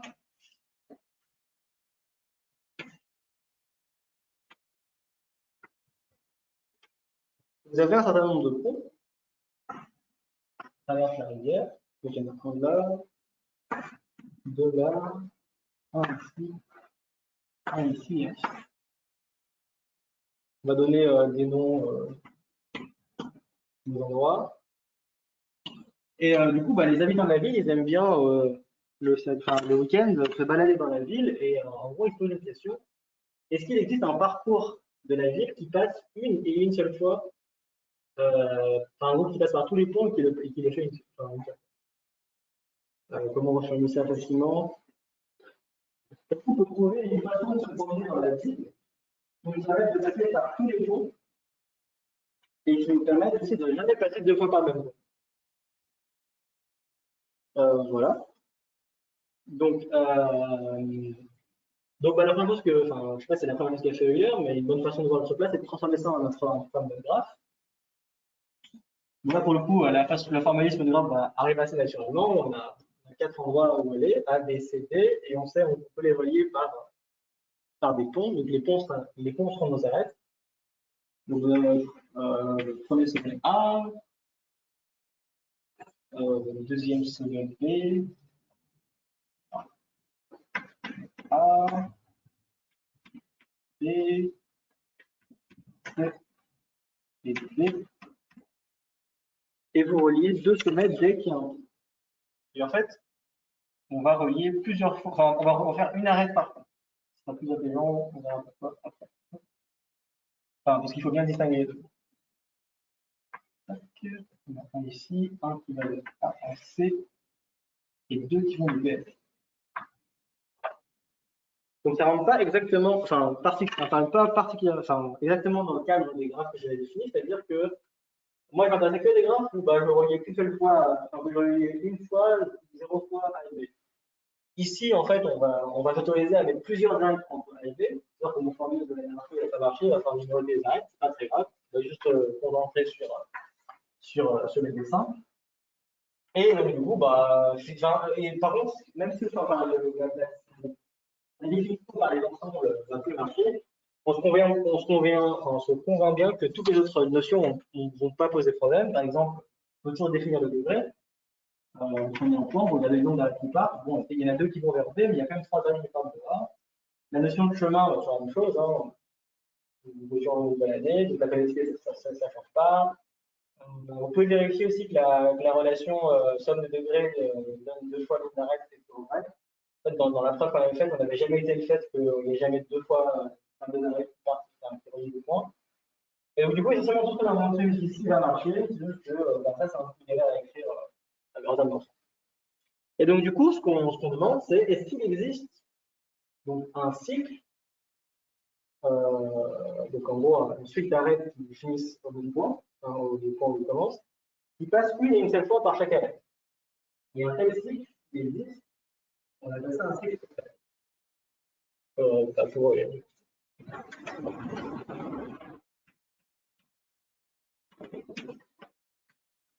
Donc on donne un graphe et on dit qu'un cycle taylorien si il passe une seule fois par chaque arrêt.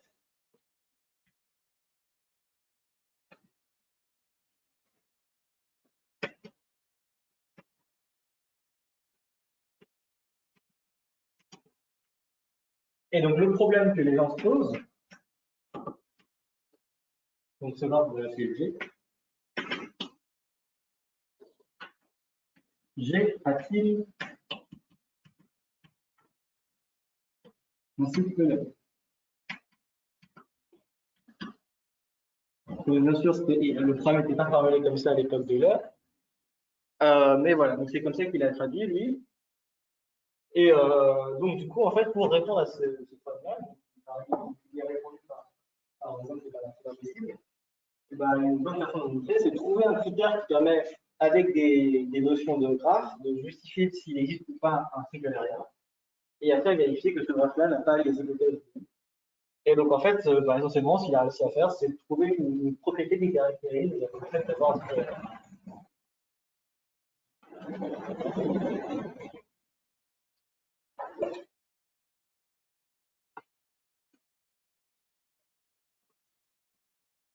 Donc la preuve va aussi marcher par récurrence. D'ailleurs, la preuve est assez marrante.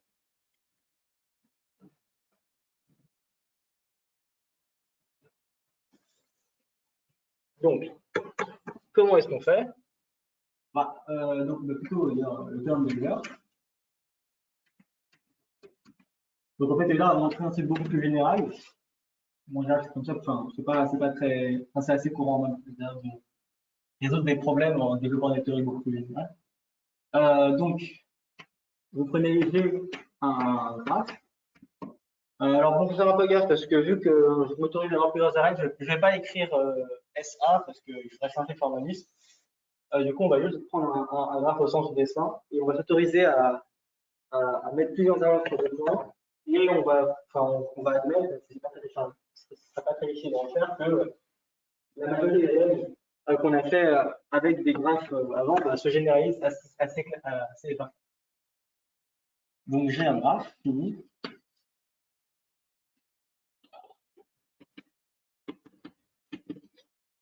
Alors, j'ai un cycle aérien.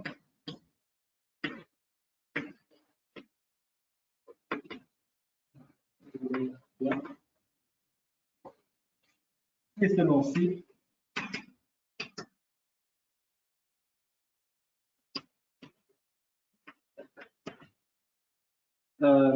tous les sommets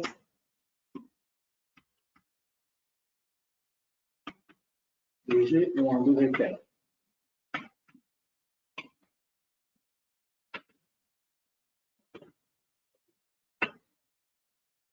En fait, il y a en gros, il y a une équivalence. Donc, savoir une question comme avoir un cycle aérien, ça revient à juste regarder tous les sommets de l'organisé, bah, on dit combien ils ont de quel en avait et les gens sont là le faire. Donc ça, c'est assez puissant, c'est quand même enfin, c'est pas forcément très difficile enfin, ça semble plus facile de vérifier le degré de chacun des points, sachant que c'est une notion de graphe qu'on a vu plusieurs fois. Tu peux te demander si c'est un cycle. En fait, il y a deux sens dans ce théorème. Il y a un sens qui n'est pas très difficile, c'est-à-dire que si j'ai un graphe aérien, enfin, si j'ai un cycle aérien, alors tous les sommets sont vecteurs. En fait, c'est le sens facile de revenir avec le temps pour montrer qu'il n'y avait pas de cycle aérien.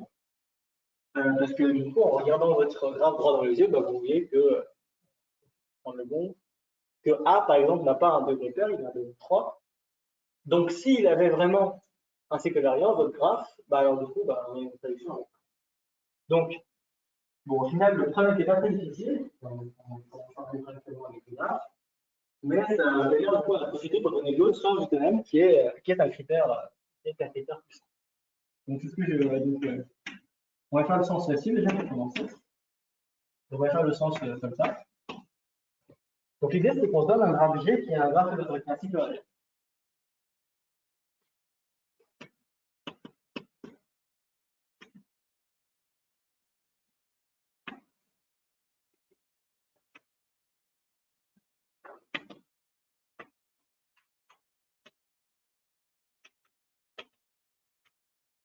Donc, vous donnez un élément S de ce métier et vous pouvez montrer sur le V.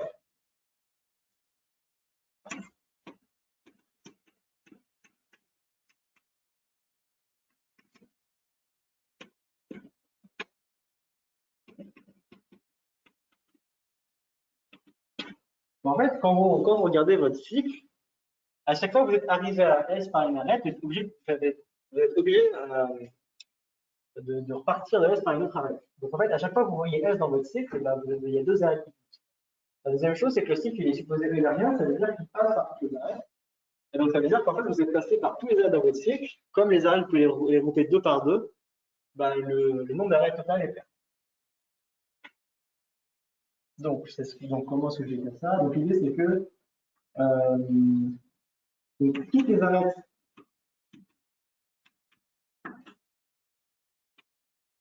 passant par S apparaissent dans le cycle eulerien.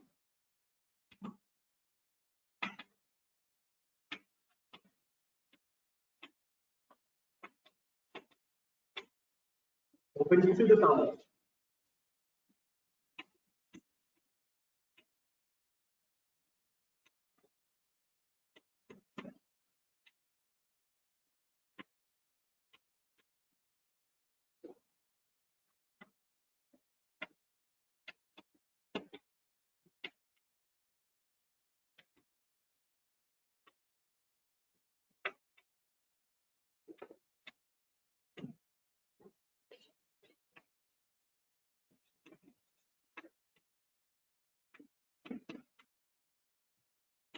Donc, vous suivez votre cycle et à chaque fois qu'il y a une arête qui peut arriver à S, vous allez repartir avec une deuxième arête et vous coupez les deux.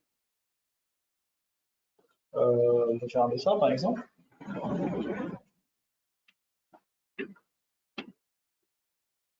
C'est tellement trivial ici, mais. Bon. Bah, ce truc-là, c'est pas très vite le cycle aérien. Donc, vous pouvez faire ça, ça, ça, ça, ça, ça, ça, ça. Et donc, du coup, bah, pour travailler vos traits ce point-là, vous voulez montrer qu'il a un degré pair. Vous suivez votre cycle, tac, tac, tac, tac, tac. Bah, en fait, cette arête-là, elle arrive à votre point et vous la pariez avec celle qui vous a permis de sortir du point. Donc, continuez à suivre votre cycle aérien. Et vous allez plutôt que vous n'allez jamais repasser par S, dans ce cas-là, on passe comme par lui. Cette arête-là permet d'arriver à ce point-là. Et du coup, cette arête-là, vous la pariez, c'est le permet de partir. Bien sûr, comme votre cycle est eulérien, vous êtes sûr que vous n'avez pas esquivé vous n'avez pas esquivé d'arête. Donc, vous avez toutes les arêtes, vous les avez mises par paire, 2 à 2. Donc, bah, il y a un nombre, enfin, si c'est possible, c'est qu'il y a un nombre pair d'arêtes. Donc, voilà. Donc, ça permet déjà de résoudre le problème des points de Königsberg. Parce que, regardez votre graphe, vous voyez que A est de degré 3, donc il est de degré impair. Et ça, du coup, voilà, c'est l'objectif, en fait, de pouvoir avoir un cycle de donc, bon, Euler aurait pu s'arrêter à ce stade-là, il aurait répondu le problème. Mais ce qui est assez intéressant dans ce truc-là, c'est qu'on a un critère qui est d'ailleurs assez simple, donc en termes de formulation, qui permet de savoir si vous allez avoir un cycle d'arrêt.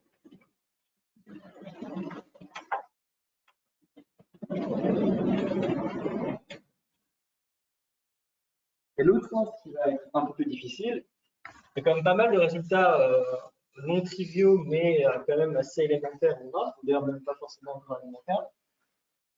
On va voir par récurrence. De toute façon, c'est la troisième preuve par récurrence qu'on fait, je crois. J'espère que vous commencez à comprendre que ça sert à quelque chose. Enfin, que c'est une bonne façon de raisonner. Donc bon, bah, l'idée, Donc l'idée, c'est la façon dont on va enlever les sommets est un peu bizarre. Euh, mais l'idée, c'est plutôt qu'est-ce qu'on peut enlever dans le graphe pour ça amener un peu plus petit. Donc on va monter au sens.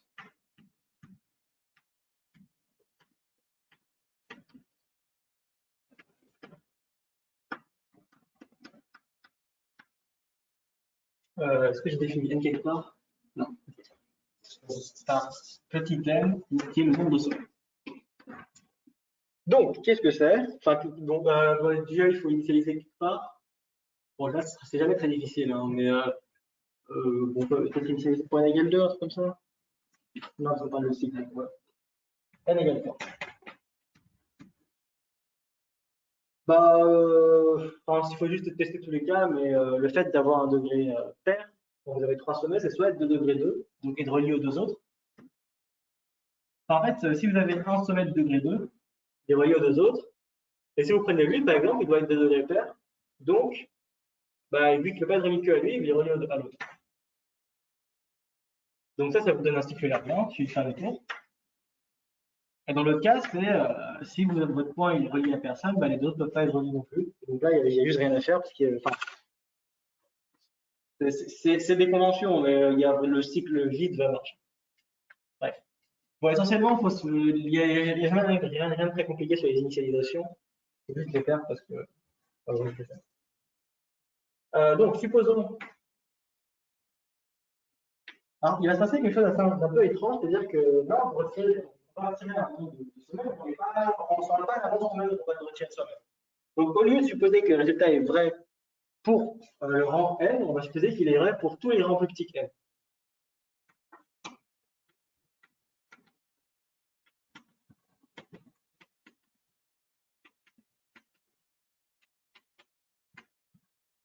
Et quand vous aurez votre graphe avec un sommet, vous allez enlever un certain nombre d'arêtes.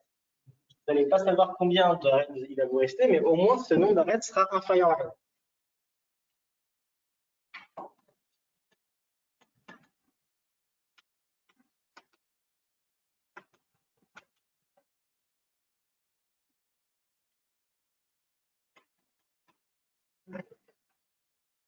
Donc, notre hypothèse, c'est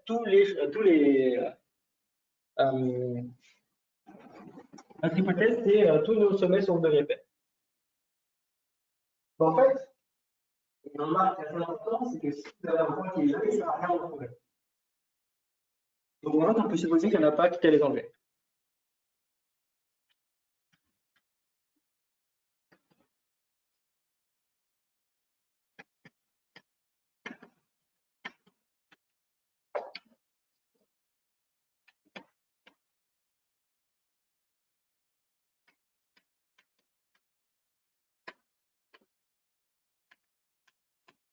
Donc G n'a pas de point isolé.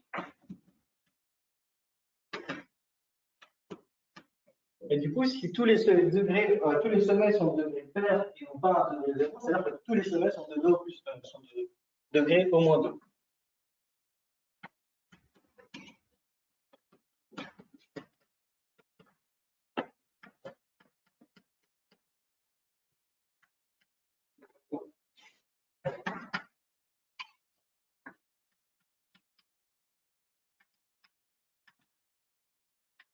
Bon, on ne sait pas si ça va servir à quelque chose, mais on avait notre lemme qui disait que si tous les degrés étaient plus grands que 2, on avait un cycle. Donc on va l'utiliser.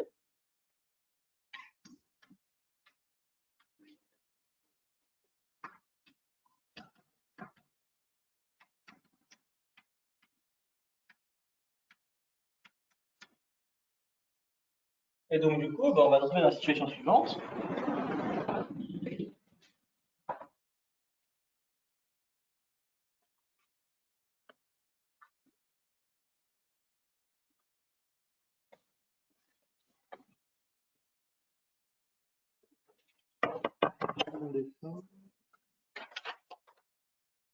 Donc vous avez votre graphe G. Tac, tac, tac.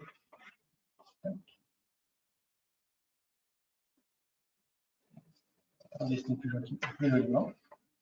Donc, vous avez un cycle dans votre graphe. Et supposons qu'il y ait d'autres points. Bon, on va les dessiner comme ça. On va les dessiner.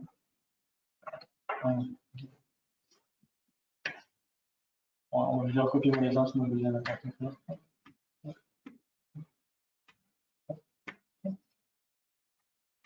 Hop.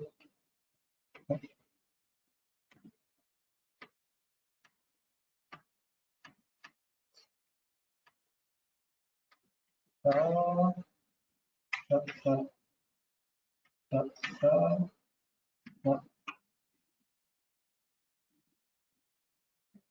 Normalement, tous les sommets sont de degrés pair, c'est pas le cas, donc on va faire. Okay. Bon, vous avez le graphe G, et votre lemme vous dit que vous trouvez un cycle. Cycle là. Bon, l'idée de la preuve, ça va être d'enlever ce cycle-là.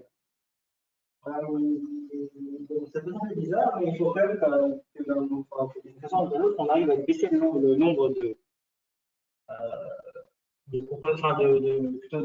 domaines. Donc, on va enlever notre cycle. Et en fait, ce qui est assez intéressant avec un cycle, c'est qu'on a même pas besoin de se poser la question de si on enlève des. Si j'avais dit n'importe quoi. Donc, en fait, l'idée, c'est qu'on va enlever notre cycle. Vous êtes combien d'arrêts? Qu'est-ce qu'on fait enlever notre cycle? Les arrêts, c'est nous, ok, donc j'ai dit n'importe quoi. Ok, bon, maintenant, c'est un bon exemple où, dans notre hypothèse de récurrence, en fait, on n'a pas envie d'enlever des sommets, mais on a envie d'enlever des arêtes. Où est-ce que j'ai écrit ça? Ah oui. Et donc, du coup, on va faire une hypothèse de récurrence non pas sur le nombre de sommets, mais sur le nombre d'arêtes. Donc, il fallait que je fasse mon hypothèse de récurrence. Bon, du coup, n égale 3, ça n'a plus trop de sens, mais par exemple, avec n égale 0, c'est vrai. Il n'y a pas d'arête. Tous les points sont isolés. Et du coup, on retrouve pas les cycles libres. Ok. Donc, vous regardez votre graphe qui consiste à enlever juste les arêtes du cycle.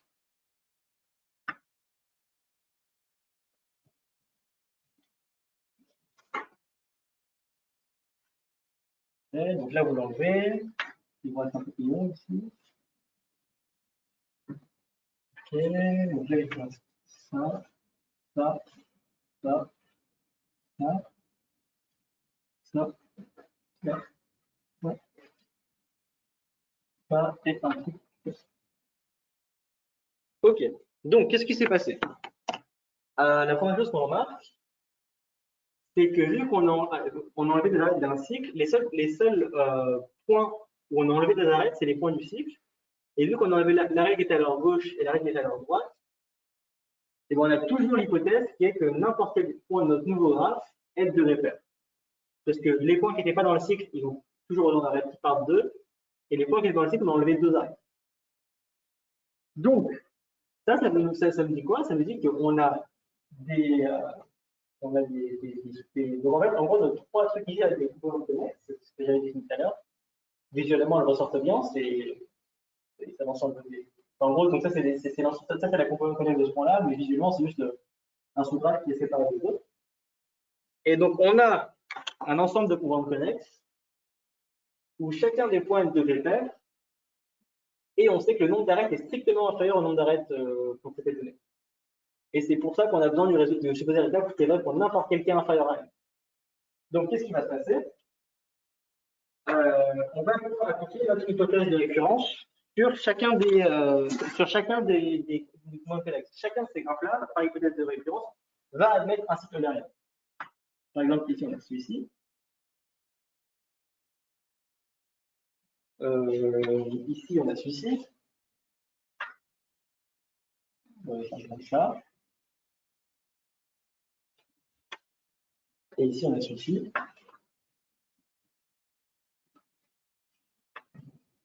Donc ça, c'est l'hypothèse de récurrence qui nous dit que chacun a un cycle derrière. Et idéalement, on aimerait bien en fait, les recoller les uns avec les autres. Donc comment est-ce qu'on fait ça? L'idée, c'est assez simple. Vous suivez votre cycle. Donc comme ça. Dès que vous arrivez sur un point de la colonne bleue, vous suivez le cycle aérien qui est donné par l'hypothèse de récurrence. Ça vous fait, donc c'est un cycle, donc ça vous fait revenir à l'endroit où vous êtes parti. Vous continuez. Là, vous êtes arrivé à un nouveau point, donc un point orange. Du coup, vous suivez le cycle que vous aviez. Tac, tac. Ouais, c'est ça. Après, vous continuez votre route. Bah, lui, c'est un point orange, mais vous avez déjà parcouru le cycle du truc orange, donc c'est pas la peine de le refaire. Donc là, vous êtes là.